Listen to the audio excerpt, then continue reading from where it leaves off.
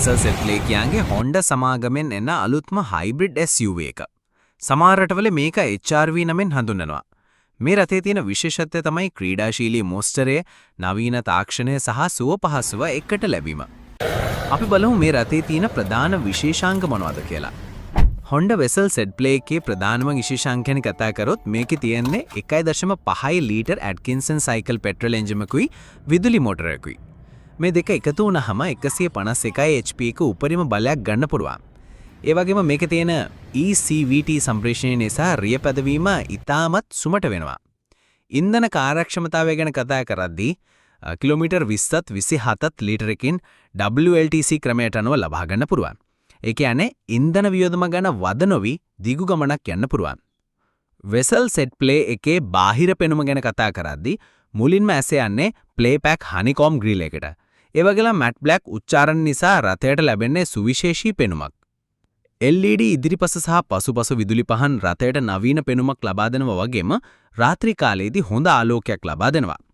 18-inch ඇලොයි රෝද රථයේ ක්‍රීඩාශීලී බව තවත් වැඩි කරනවා. තවද මේ රථයේ මූන් රූෆ් එක නිසා ස්වභාව සෞන්දර්යය අත්විඳිමින් ගමනක් යන්න පුළුවන්. වෙසල් සෙට් B එකේ අභ්‍යන්තරය ඉතාමත් සුවපහසු සහ නවීනයි. ප්‍රීමියම් ෆැබ්‍රික් සහ ලෙදර් මිශ්‍ර ආසනවල ගමන් කිරීම ඉතාමත් සැහැල්ලුයි. ඇතුළේ තියෙන ලයිට් සිස්ටම් එකේ රථයේ අභ්‍යන්තරයට අලංකාර පෙනුමක් ලැබෙනවා.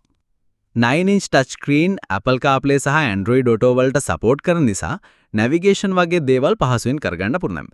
ඒ වගේම වයර්ලස් චාර්ජින් තියෙන නිසා දුරකථනය පහසුවෙන් චාර්ජ් කරගන්න පුළුවන්. 10 ස්පීකර් සවුන්ඩ් සිස්ටම් එක නිසා ගමන අතරතුර හොඳ මියුසික් එක්ස්පීරියන්ස් එකක් ලබා ගන්න පුළුවන්.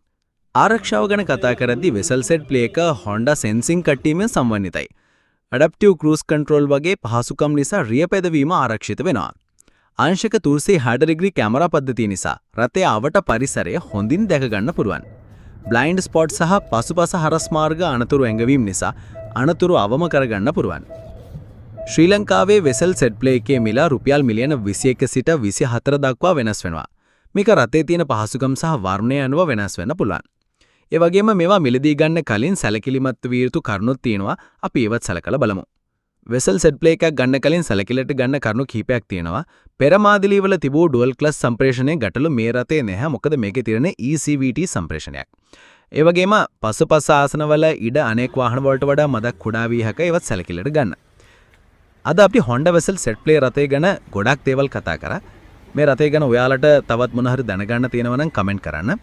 ඒ වගේම මේ වීඩියෝ එක ඔයාලට ප්‍රයෝජනවත් වුණා නම් ලයික් කරන්න, ෂෙයාර් කරන්න, සබ්ස්ක්‍රයිබ් කරන්න අමතක කරන්න එපා. තවත් වීඩියෝ එකකින් නැවත හමු වෙමු.